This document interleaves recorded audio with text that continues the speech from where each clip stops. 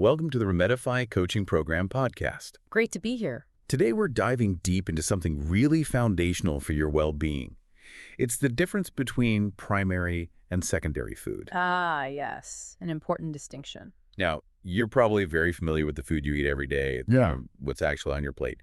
But we're going to explore why understanding both these types of nourishment is, well, absolutely key to feeling your best. It really is. It's so easy to just focus on the food itself when we think health. And yeah, that's hugely important, obviously. But there's like a bigger context for what truly nourishes us. Today, though, like you said, we're zoning in specifically on secondary food, the plate stuff. Exactly. And for this deep dive, our main source is a really helpful article from the Your Health is Your Wealth blog.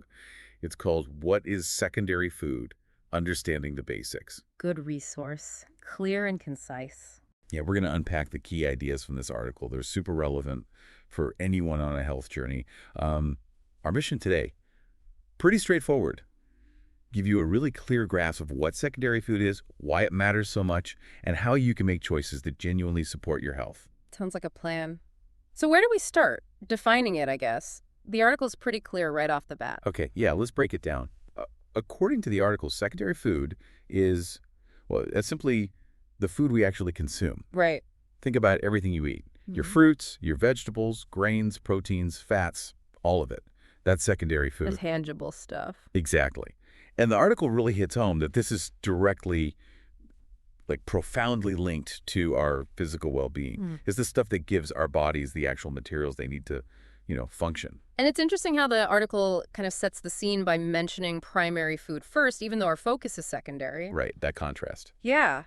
Just understanding that distinction gives a broader view, doesn't it? Remind us, what did the article say primary food was again? Okay, so primary food, as the article introduces it, isn't food at all, really. It's those other parts of life that also feed us. Metaphorically? Yeah, metaphorically. Things like the quality of our relationships, feeling fulfilled in our work or career, our spiritual connection or sense of purpose, and physical activity moving our bodies. All crucial for overall well-being. Definitely.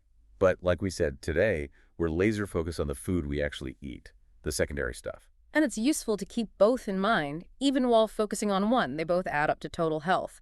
But yeah, for this deep dive, secondary food and its direct physical impact is the name of the game. Right. So we know what it is. Now, why does the article say it's so vital? What are its main jobs? Well, the first one is the most obvious, perhaps. Meeting nutritional needs. The absolute foundation. Exactly. The article explains this is how we get our macronutrients, carbs, proteins, fats, and also those essential micronutrients, the vitamins and minerals. It's the delivery system for all those building blocks. Precisely. And it's not just, getting nutrients. Each one, macro and micro, has specific jobs. The article highlights how they support all kinds of bodily functions. It's like a complex machine, and each nutrient is a vital part keeping it running smoothly. That's a really good analogy. And connected to that keeping it running idea is the next point. Energy. Fueling our energy levels. Our body's fuel source. Gotta have it. The article talks about how food lets us move, think, just live our day. And it specifically points to carbohydrates as the primary source because they convert easily to glucose, cell fuel. Like putting gas in the car. Exactly like that. But it also mentions, importantly, that proteins and fats contribute to energy, too. And maybe not as immediately as carbs, but more like a slow burn, sustained energy. Right. So it's not just a quick boost, but also that longer-lasting power throughout the day. Good point. And the third big role the article discusses, supporting growth and development. Ah, yes, the building blocks aspect again. Yeah.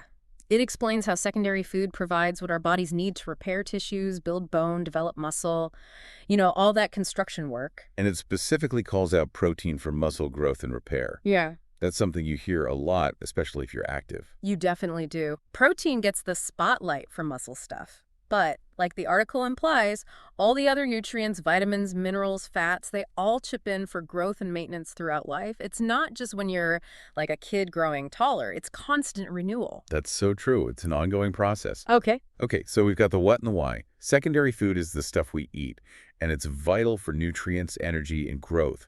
Now, the article gets really practical, empowering healthy choices. Yes, the how-to. And the first point is balancing those macronutrients. Carbs, protein, fat.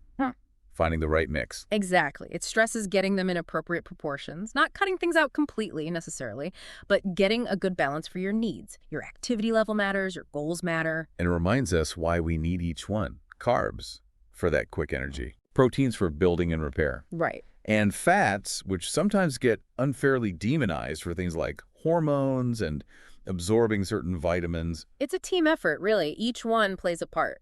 Depriving yourself of one can mess things up elsewhere. That balance is key for the long haul. Okay, balanced macros. Makes sense. What's next on the practical list? This is a big one, and you hear it everywhere for good reason. Prioritizing whole foods. Yes, the article really hammers this home. Choosing the apple over the apple-flavored snack bar. Exactly. Or fresh veggies over, say, heavily processed veggie chips. Whole grains instead of refined white flour. Because those whole foods are just packed with the good stuff, right? Vitamins, minerals, fiber. Absolutely. They're nutrient dense, and the article points out they're in their natural state or close to it. So they haven't had nutrients stripped away, and crucially, they don't usually have a bunch of added sugar, unhealthy fats, or weird artificial things added in. It gives examples, right? Fresh fruits, veggies, whole grains, lean proteins, the foundation. Those are the stars. It's often about those simple swaps. Whole grain toast instead of white toast. Brown rice instead of white rice. You just get so much more bang for your nutritional buck. Makes total sense. Okay, so balance macros, prioritize whole foods. What's the third piece of advice? Moderating portion sizes. Ah, the tricky one for many of us. Tell me about it. The article highlights how important portion control is for managing weight and just not overdoing it. It's not only what you eat, but how much. So true. And it gives practical tips, right? Yeah, simple things like actually looking at serving sizes sometimes, being mindful. Instead of just piling it on. Right. And maybe the most powerful tip, tuning into your body's signals. Are you actually hungry? Are you full? Listening to that. That takes practice. It does. But the article also suggests things like using smaller plates. That visual cue can really help, and just being aware of foods that are super calorie dense, where it's easy to eat a lot without realizing. Those are all really actionable. It's about awareness, really. Paying attention to the plate and the body. Exactly. Which leads perfectly into the article's concluding point, connecting all this back to your overall health. Right, bringing it all together. It emphasizes that eating isn't just about stopping hunger pangs. No, it's about actively nourishing yourself, giving your body the essential stuff it needs for a healthy, fulfilling life. Inside-out nourishment. And hey, speaking of nourishing yourself with information, if listeners want more resources, the Remedify coaching program site is a great place. That's https://website.beacons.aakk2020. Always remember, your health is your responsibility. Great reminder. It really is about taking ownership. That's the core idea. Understanding these basics, like the article says, empowers you to take control, making informed choices. It shifts eating from just sustenance to actual self-care and optimization. So wrapping up this deep dive, secondary food, the food on your plate, it's absolutely fundamental. It provides the building blocks, the energy, everything you need day to day. Making conscious choices about what you eat, that's a real investment in yourself, now and for the future. It really is. So we really encourage everyone listening, take a moment, think about the secondary foods you typically eat. Are they mostly whole, balanced? Good question. And maybe more importantly, what's one small, manageable change you could make? Starting tomorrow, maybe. Just to nudge things in an even more nourishing direction. Yeah, don't feel like you have to overhaul everything overnight. Small steps add up. Maybe it's adding one more vegetable today or swapping white bread for whole grain. Exactly. Those little shifts compound. It really raises that positive question for you to mull over on your health journey. What's one step I can take? A perfect thought to end on. Every small step towards better secondary food choices makes a difference. Thanks so much for listening to the Remedify Coaching Program podcast.